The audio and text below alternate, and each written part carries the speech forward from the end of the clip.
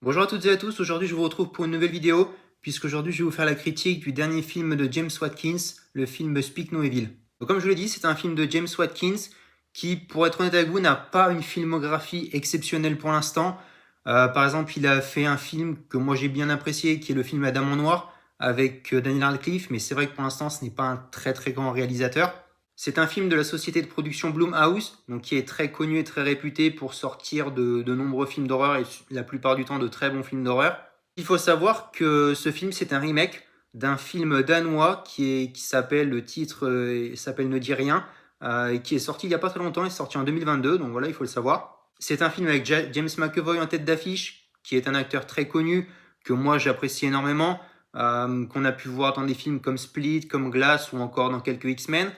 Il y a également dans ce film Mackenzie Davis, que l'on a pu voir dans le film Seul sur Mars ou encore dans un des très bons épisodes de Black Mirror, l'épisode San Junipero, pour ceux qui l'ont vu, elle a joué dedans.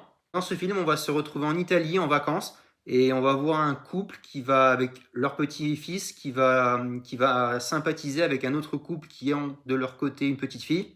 Et on a d'un côté un petit garçon qui a du mal à s'exprimer et qui a du mal à être sociable. D'ailleurs, on va apprendre qu'il a un problème de langue et on va l'apprendre plus tard même qu'il n'a plus de langue. Et de l'autre côté, une petite fille qui grandit mais qui n'arrive pas à grandir, notamment sans sa peluche. De retour à Londres, donc James McAvoy va inviter le couple à venir quelques jours chez eux. Et on voit tout de suite que Paddy est un homme très flippant, très étrange, parce que il force dès le début du film à sa convive de manger de la viande alors qu'elle est végétarienne. Il est assez sévère, il est même très sévère avec son fils Ant. Il hurle dans la nature. Enfin voilà, il y a plusieurs exemples qui montrent que c'est un personnage qui est assez flippant dès le début. Un petit peu plus tard, le couple va décider de partir, puisque la mère va découvrir en plein milieu de la nuit que sa fille dort dans le lit de Paddy et de Kara, sa compagne. Donc c'est vrai que ça va la mettre hors d'elle et ils vont décider du coup de partir. Après plusieurs explications, ils vont quand même, Chiara et Paddy vont les convaincre de rester.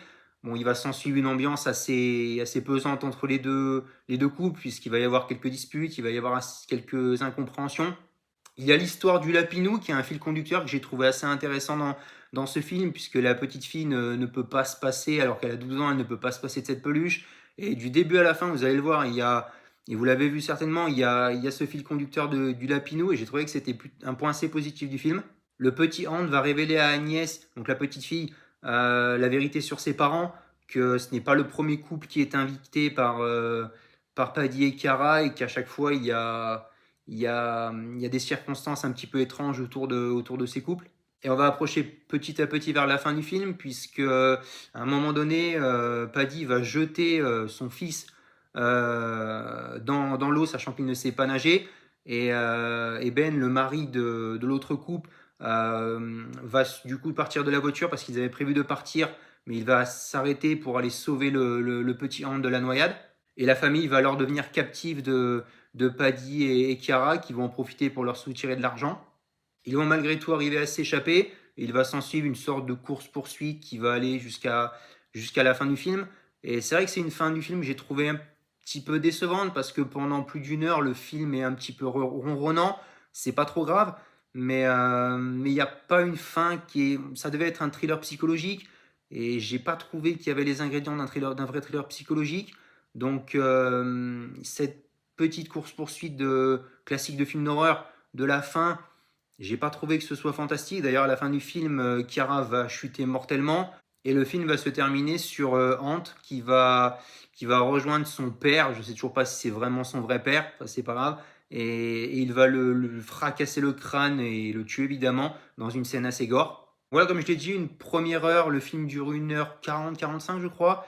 Une première heure et quart très calme, qui s'accélère un petit peu vers la fin, mais sans que ce soit, je trouve, très concluant. C'est assez original et intéressant de voir la personnalité et le jeu proposé par le petit Hand, qui même sans la parole, et je trouve un personnage très important de ce film. Il y a la scène du découpage de langue que je trouve mythique et que je trouve incroyable. Et après, c'est vrai qu'il y a James McAvoy, bien sûr, qui a cette capacité d'exceller dans les rôles de psychopathe angoissant. On l'avait vu, comme je l'ai dit, plutôt dans le film Split, qui est un film incroyable, et voilà, les multiples personnalités. Et c'est vrai que ce rôle lui va à merveille. Il a, comme dans Split, cette force herculéenne dans Speak No Evil. Donc, non, c'est un rôle qui lui va très bien. C'est un rôle qui lui va très bien. Après, le problème que j'ai, c'est à la fois un problème et un avantage, je sais pas trop. C'est-à-dire que c'est une force et une faiblesse du film plutôt. C'est qu'en fait, il porte le film sur ses épaules quasiment tout seul. Oui, il y a les deux couples, oui, il y a les enfants, mais globalement, ouais, c'est du James McAvoy qu'on voit quasiment dans toutes les scènes. Et moi, j'adore cet acteur, ça me gêne pas trop, mais s'il est pas là, il y a rien dans le film, quoi. Ou très peu de choses, donc ça, c'est un petit peu dérangeant. Pour conclure, c'était un film que j'attendais depuis assez longtemps. Je m'attendais à vraiment un très bon film, thriller psychologique, angoissant, horreur, un mix de tout ça.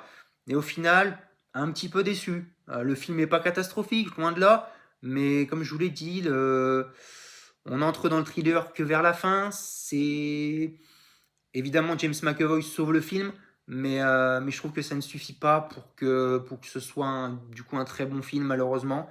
Donc un tout petit peu déçu. Pas catastrophique encore une fois, mais j'ai trouvé meilleur. Voilà, je vais m'arrêter là. Dites-moi dans les commentaires pour ceux qui ont vu le film ce que vous en avez pensé. Et moi je vous dis à bientôt pour une prochaine vidéo.